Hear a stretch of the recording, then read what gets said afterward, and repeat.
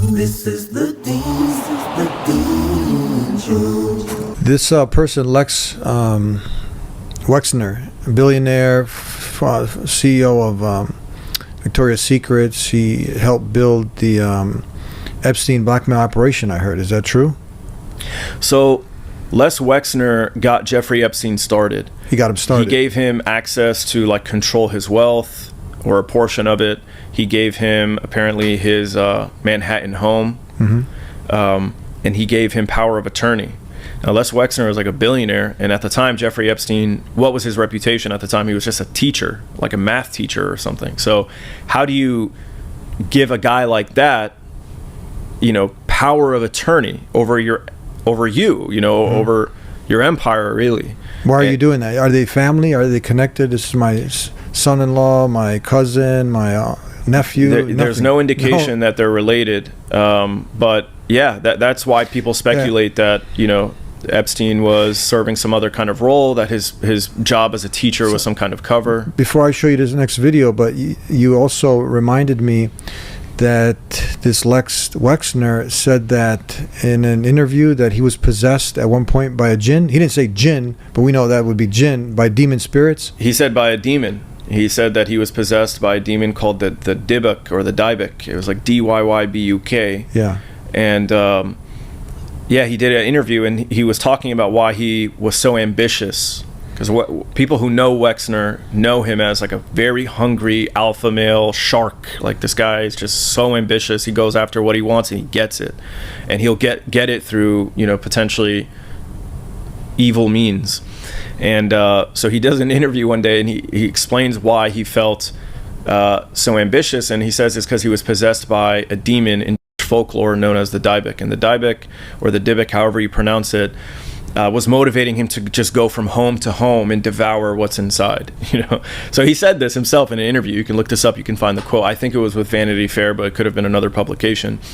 But yeah, he says himself that he was possessed by a demon, and then he purchased Victoria's Secret in the 80s from this guy named Raymond, who Raymond, when talking about his interaction with Wexner, who had purchased Victoria's Secret from him, he described him as like the literal embodiment of the devil. Okay, so imagine like you do business with someone and you sell your company to them. If you thought they were the devil, you probably wouldn't even conduct business with them. You wouldn't talk with them. So the idea perhaps is Wexner like bullied his way into obtaining this, and through his demeanor and his actions caused this person to look at him as like such an evil character, probably not knowing that a couple of years prior, Wexner himself said he was possessed by a demon, and that's why he was, you know, hungry to go from home to home or business to business in order to devour everything and take it for himself. That's very interesting. So you got the former CEO of Victoria's Secrets, Roy Raymond.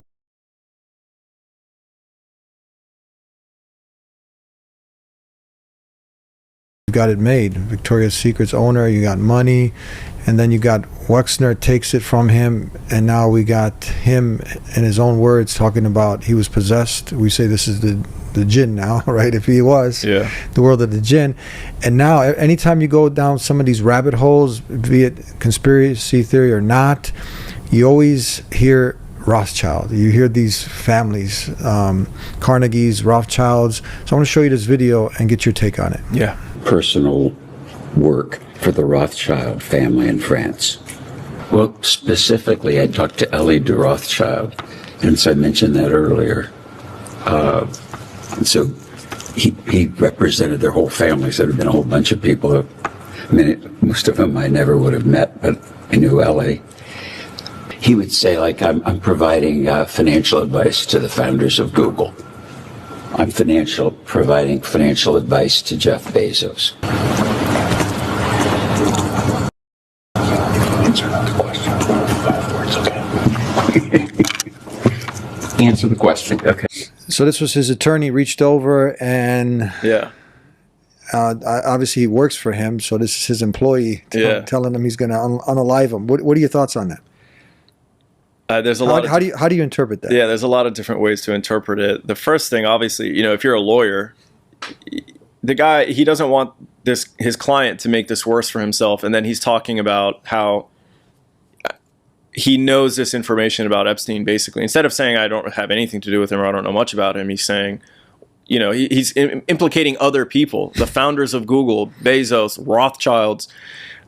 Maybe he was trying to just cast the blame on other people in order for people to stop paying attention to him. And maybe now they're just, oh yeah, let's look further into Bezos or the Rothschilds. But whatever the case is, whatever he said, his lawyer obviously felt like this is not a good idea. Stop talking about this. Mm-hmm. And so it sounds like he wanted to, you know, he got really angry with him because probably going in, the plan was say very little. Like if you saw Epstein in his interview, he said, you know, my lawyers are telling me constantly, plead the fifth, plead the fifth, plead the fifth.